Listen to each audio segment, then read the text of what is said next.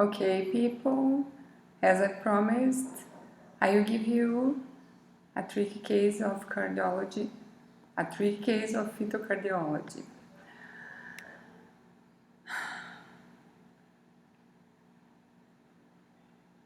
I'm nervous about everything, but okay. At that time, when I made that question, I had one special case in mind, which I will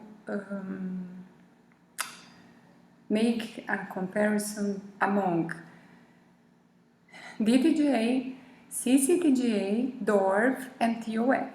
But after that, I received another case, more interesting, trickier than the first one, so I present this case. It's a surprise, okay? Try to follow my thoughts and let's see if you can make the diagnosis, okay? First, oh my god, where's the thing? Next one.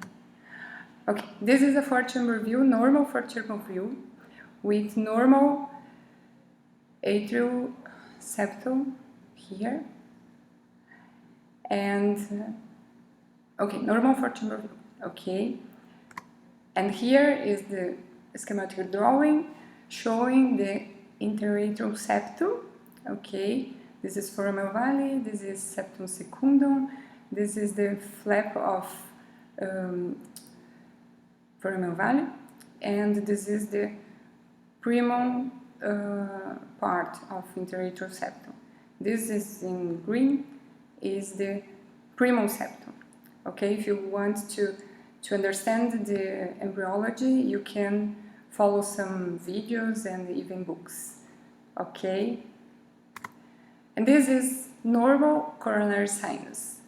Okay, here you can see the entire roof and the entire coronary sinus in normal size. Here again, sometimes you cannot see the entire roof, but you can see this is normal, this is the same, okay, but in another plane, even you can see here, you cannot see here this. Again, normal coronary sinus, normal four-chamber view. Sometimes you don't have a good window, but you can see this is normal, okay? Here again, and here with color Doppler you can see even the flow through the coronary sinus, okay, normal size as well. This is normal. I can even measure and you can see this is normal. And I like a lot this paper because we can have the table to see if this is a normal coronary sinus or not, even in systolic and diastolic diameter. Okay, and now this is not normal, but what is this? My first impression, I was in doubt, and I saw, this is very interesting because at 24 weeks gestation age, I saw the right side bigger than left side, and this is not totally normal at this age. And I thought, okay, with that previous image, I could thought about persistent left superior vena cava, because this hint. And this is normal foramen valley with flow from right to left side, okay, in this direction, and the integrity of the septum. This is the flow through coronary sinus in this direction from left to right side, a little bit increased as you see in the previous image. This is again the coronary sinus enlarged. And this is, you can see the persistent left superior vena cava, and okay, the diagnosis is done. And here you can see the persistent left superior vena cava entering into the coronary sinus.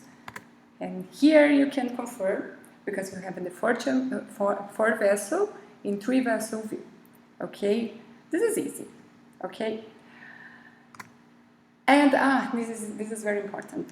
Don't confuse persistent left superior vena cava with left atrium with closed mitral valve, because sometimes when you get this image, here you have 3 vessel view, and this is left atrium with open mitral valve, and this is the 3 vessel view and left atrium with closed mitral valve. You can confuse with that fourth vessel, okay? And here you can make a comparison. This is persistent left superior vena cava, and this is normal, but with this image, which you can confuse, okay?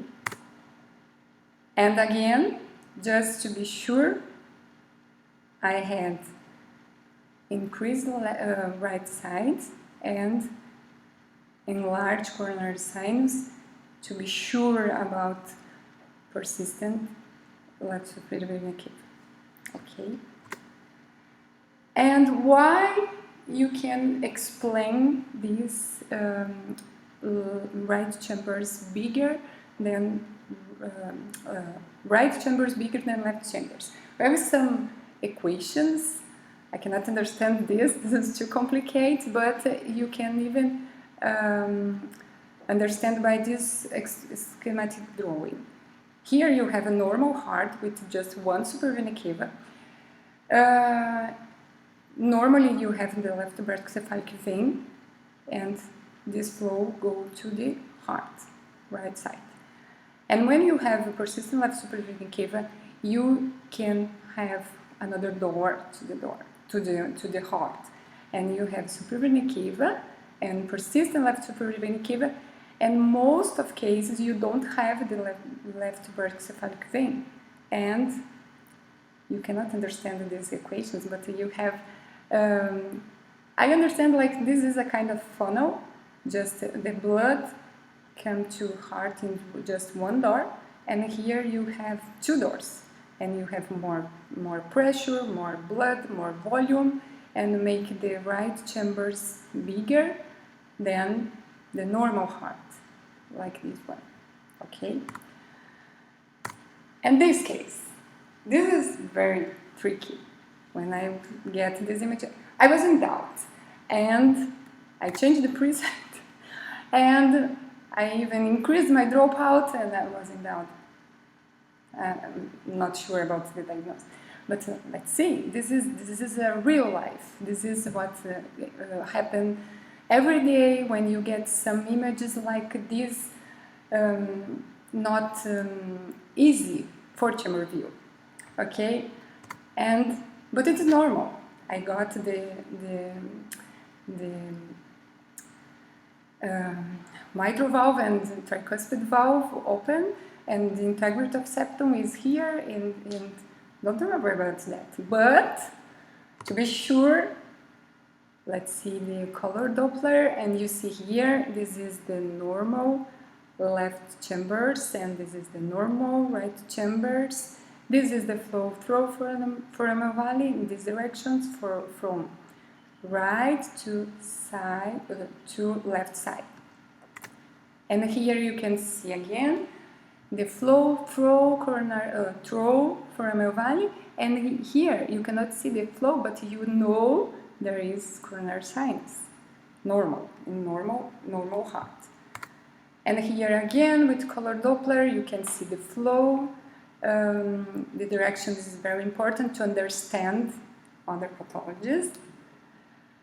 And here again, normal heart. This is look at this dropout. It looks like a VSD, but it's not VSD. This is normal heart, and because of that, fetal cardiology is very, very tricky. Don't think that it's easy, because it's difficult even for me. I have almost 400 babies I reached this number in January, and I'm still in doubt. And please be humble to make a fetal echo. Okay, this is normal. Oh, look, even here you can see the flow through coronary sinus, but this is normal. And again, the flow here through coronary sinus, normal coronary sinus. And here again, this is the flow through foramen valley. And I did even the 4D to be sure, because this is just a picture, but I did the video and I could see the valves open and close, not just AVSD, because when you have AVSD, you have just one valve open, and here I can see two valves and with the integrity of septum. Okay. And this one. I got this image now yesterday at 28 weeks gestation, so I got this image, and I saw this baby at 20 weeks as well when I was in doubt, and yesterday I was sure about the diagnosis. But yesterday I saw this image and this gap. When I saw this gap at 20 weeks, I had three diagnoses in mind. First, persistent left superior vena cava, drainage to coronary sinus. Second, persistent left superior vena cava, drainage to coronary sinus, unroofed coronary sinus. And third, septum primum, ASD. So I got this image. This image is from 20 weeks. And I saw the left side bigger than the right side. And I thought, okay, if I have persistent left superior vena cava, I cannot have the right side bigger than left side. So I exclude that diagnosis. Persistent left superior vena cava drainage to coronary sinus, roofed coronary sinus. And I had just two options. Because to increase the left chambers, you will see, you can have persistent left superior vena cava, but if you don't have the roof, because the blood will stay in this side, not to another side. And even septum primum ASD, with you have the flow through right to left side. So I got a normal arch arch. I was performing the arch arch in all my 4,000 babies. I perform my arch arch, and I believe that it's very, very useful to perform arch arch. Okay, why? Because sometimes I cannot see the left brachiocephalic vein in that plane. And I saw one paper that measure all left brachiocephalic veins, and not always you can see in that plane using the three vessel view or even the V sign. And I couldn't see. This is I got it yesterday. I could not see my left brachiocephalic vein in that plane, but I could see in this plane, in this aortic arch plane. Not exactly the aortic arch, but you can see normal left brachiocephalic vein. And maybe I could exclude the left superior vena cava, persistent left superior vena cava, because most of case, when you have persistent left superior vena cava, you will not have the left brachiocephalic vein, but not always. So I'm not sure about the diagnosis. And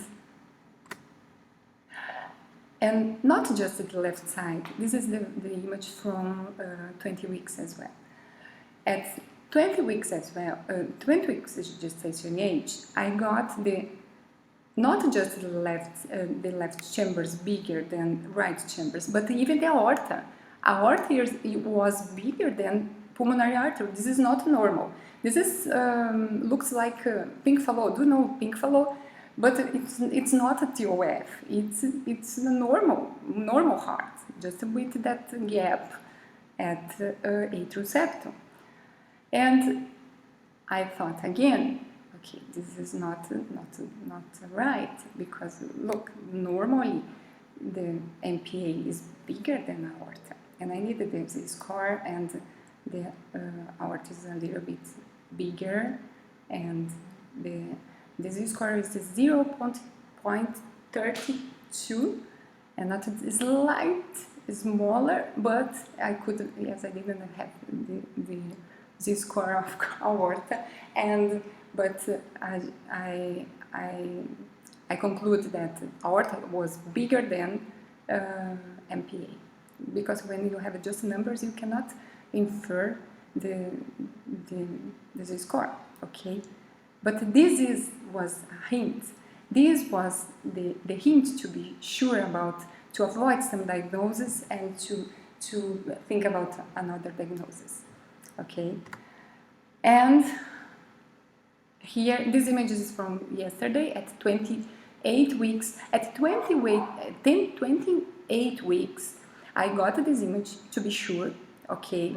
And no, this is from 20 weeks. But at 20 weeks, you can see even the left chamber is bigger than right chambers with that disproportion. And here you can see the coronary sinus, and here you can see the gap. This is a septum premium ASD, okay? And yesterday I got this image because come back.